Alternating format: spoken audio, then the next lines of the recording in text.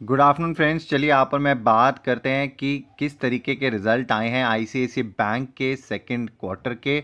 और चलिए देखते हैं किस तरीके की संभावना बन सकती है 2 नवंबर की, और हमें किस तरीके के रिजल्ट्स और क्या हमें एग्जैक्टली एक्शन मिल सकता है देखने के लिए। चलिए इस संभावना के ऊपर बात करते हैं।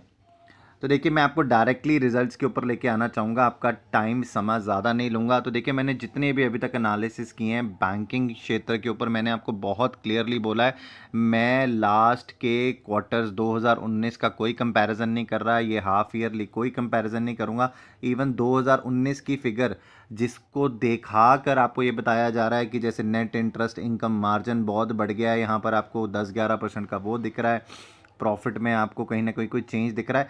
मुझे क्या चेंज देखना है? मुझे चेंज देखना है कि जब लॉकडाउन था, जब ये रिजल्ट आए और जो अब लॉकडाउन के बाद के रिजल्ट आए, उसमें कितना अंतर है। राइट, उसमें क्या फ़र्क है? क्योंकि देखिए 2019 के जब रिजल्ट आए होंगे, मार्केट ने रिएक्ट कर चुकी है उस मार्केट को ये कंपैरिजन नहीं देखना है कि हमारी ग्रोथ क्या। तो ग्रोथ तो हमारी यहाँ पे लास्ट 3 मंथ्स में भी क्या हुई है, हमको वो भी देखनी बहुत इंपॉर्टेंट है। क्या हम लास्ट 3 मंथ से अब जब लॉकडाउन ओवर हुआ तो क्या हमारी ग्रोथ हुई है, डी ग्रोथ हुई है, हुआ क्या एग्जैक्टली शेयर के साथ? चलिए हम आप और मैं इसके ऊपर बात करते हैं। तो देखिए जब आप इंटरेस्ट अर्नड के ऊपर बात करेंगे तो आपको कोई भी ज़्यादा बड़ा चेंज इस फिगर्स में नहीं दिखेगा। देखिए जो फिगर्स आपको ये करोड़ में दिख रही हैं, और जो ये फिगर है अभी वो है 19,622.46 करोड़ की। और अगर आप इसी साल 2021 के पहले क्वार्टर की अगर आप देखेंगे तो उसमें 19,924.35 करोड़। तो आपको यहाँ पर ऑलमोस्ट 300 करोड़ का फॉल दिखेगा इंटरेस्ट इनकम में। यहाँ पर कोई बढ़त नहीं दिखेगी, आपको फॉल दिखेगा। अब आप अगर 2019 से कंपैरिजन करने चले जाएंगे, वो तो आपको ऑब्वियसली एक साल में बढ़त दिखी जाएगी, बट वहाँ वो वाली चीज़ आपको नहीं देखनी अभी। राइट, अभी आप एक स्पेशल कंडीशन में फंसे हैं जहाँ पर ये वाली इनकम से ये वाली इनकम ज़्यादा आनी थी, जो कि आई नहीं है। आपको बात समझ में आ रही है? पिछली इनकम से ये इनकम कम आई है इंटरेस्ट इनकम की। आप एक ही पॉइंट ये नोट कर लीजिए। उसके बाद अगर आप देखेंगे इंटरेस्ट इनकम ऑन इन्वेस्टमेंट्स दी हुई है, आरबीआई के पास जो पैसा रखा उसकी यहाँ पर रिटर्न दी है, आपको ये सारे मार्जिनली कम दिखेंगी। सारे पिछले फर्स्ट क्वार्टर से मार्जिनली सारी आपको कम दिखेंगी। रादर मैं आपको बता दूं यहाँ पर जो एक्सपेंसेस हैं वो पिछले बार से ज़्यादा आपको नज़र आएंगे। अगर आप यहाँ पर मैं आपको एक ऑपरेटिंग एक्सपेंस ही बता दूं यहाँ पर, तो आपको 5,133.31 करोड़ दिखेगा, जबकि यहाँ पर है 4,645 करोड़। तो आपको कहीं ना कहीं ऑपरेटिंग एक्सपेंसेस, आपको एक चीज़ पर जो कमी दिखेगी वो दिखेगी एम्प्लॉयमेंट कॉस्ट के ऊपर। यहाँ पर आपको रिडक्शन दिखेगा, यहाँ पर कॉस्ट सेविंग करी है 200 करोड़ की कंपनी ने। राइट, उसके बाद अगर आप टोटल एक्सपेंडिचर अगर आप देखेंगे तो यहाँ पर कंपनी ने किया 15,390 करोड़ की तरफ। और अगर आप यही देखेंगे कि जो लास्ट क्वार्टर में किया था वो किया था 15,380 करोड़। और उसके बाद अगर आप इनकम, जो हमने टोटल इनकम ऊपर नहीं मार्क करी, मैं आपको बता देता हूँ, जो टोटल इनकम इस साल बैंक ने कमाई है वो है 23,650.77 करोड़ की। और अगर आप इसका कंपैरिजन पिछले क्वार्टर से भी कर डालेंगे तो आपको दिखेगा कि 26,066.98 करोड़। तो ये थी पिछले बार की इनकम।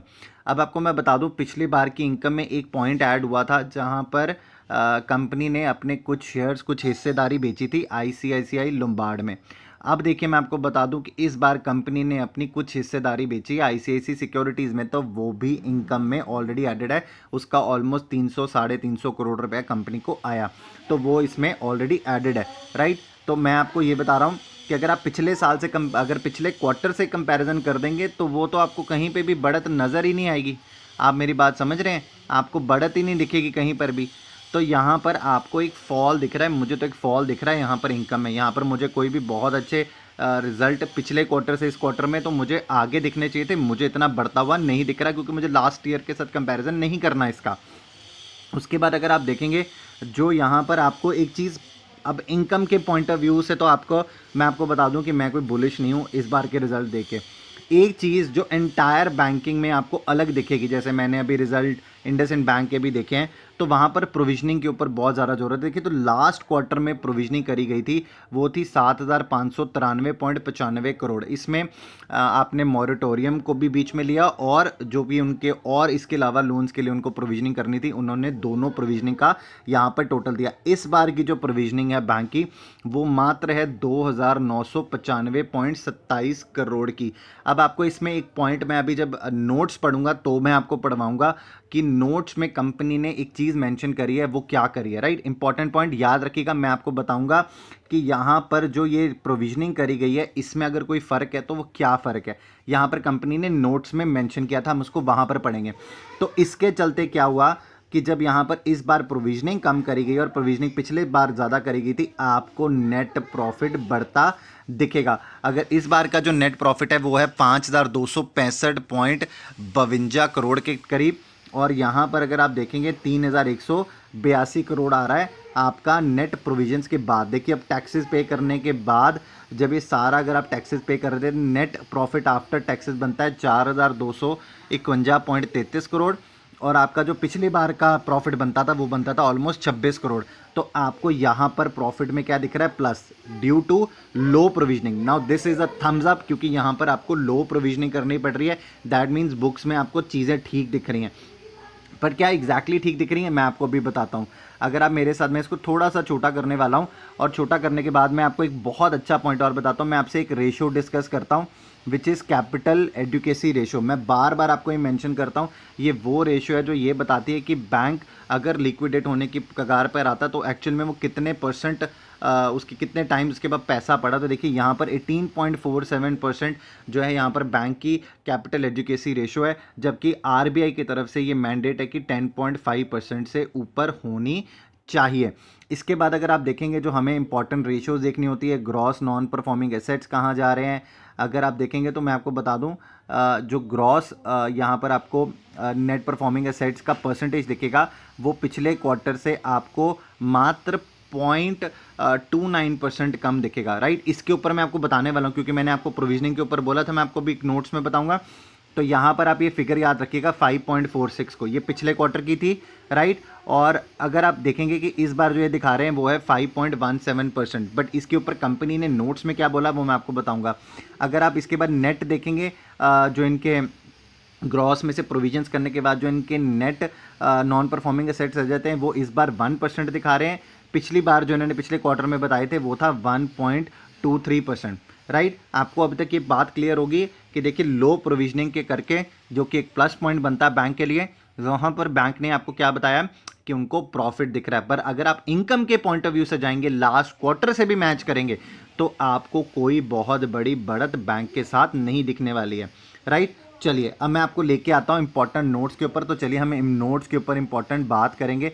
उसमें जो आपको सबसे बड़ा इंपॉर्टेंट नोट में आपको पॉइंट याद रखना है, देखिए मैं आपके लिए थर्ड पॉइंट वैसे आपको मोटा मोटी बता देता हूँ, आप जब बीएससी की साइट पर जाएँ आपको ये पॉइंट देखने के लिए मिल जाए। थर्ड तो यहाँ पर कोविड-19 के ऊपर बात हुई है, उसके बाद उन्होंने बताया कि किस तरीके से उन्होंने 5,550 करोड़ रुपया जो है वो पिछले क्वार्टर में Q1 में रखा था, और Q2 में जो इस बार का उन्होंने 2,000 समथिंग करके जो अपना प्रोविजनिंग क्रिएट की है। तो टोटल प्रोविजनिंग जो QH1 की उन्होंने क्रिएट की है वो कहीं 8,772 करोड़ की है, क्योंकि इसके अलावा उनको इसके अलावा कोई और दिखती नहीं है। और उन्होंने एक बात बहुत क्लैरिटी से बोली है कि हमने ओवर एंड अबव यहाँ पर हमने जो है वो प्रोविजनिंग करके रखी है कि जितनी हमें चाहिए उससे ज़्यादा ही हमारी प्रोविजनिंग है, तो हम कहीं पर भी कम नहीं है प्रोविजनिंग में। इसके बाद जो आपको हर मैंडेट आपको हर कंपनी के यहाँ पर अकाउंट्स में देखने के लिए भी मिलेगा, वो ये देखने के लिए मिलेगा जहाँ पर वो उन्होंने बताया कि जो उन्होंने एक्सटेंड किया था बेनिफिट वो उनको सिर्फ मात्र 14,564.15 करोड़ के लोन्स के ऊपर 6 महीने का जो मॉरेटोरियम था वो एक्सटेंड करना पड़ा। उसके बाद जो उन्होंने एसेट क्लासिफिकेशन के ऊपर जो अब जो अभी आरबीआई ने अभी उनको बोला करने के लिए सुप्रीम कोर्ट की वर्डिक्ट के बाद, तो अगर आप देखेंगे वो 2,405.67 करोड़। और अगर आप देखेंगे इसके अगेंस्ट में कोई प्रोविजनिंग करी गई नहीं करी गई।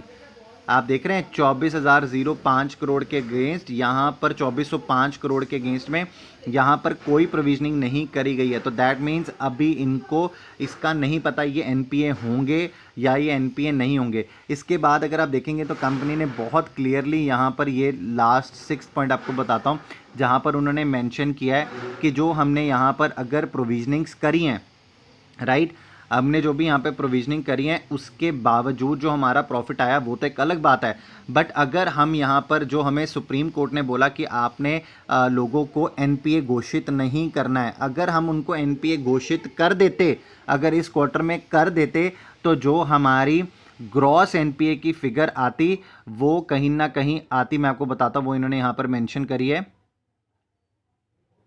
Which is around 5.23%। और उसके बाद अगर आप देखेंगे जो इन्होंने बोला कि जो हमारी नेट एनपीए की फिगर आती वो आती 1.12%। तो अगर आप यहाँ पर चल के देखें तो यहाँ पर अगर आपने नेट एनपीए देखे हो तो वो थी 1.23%।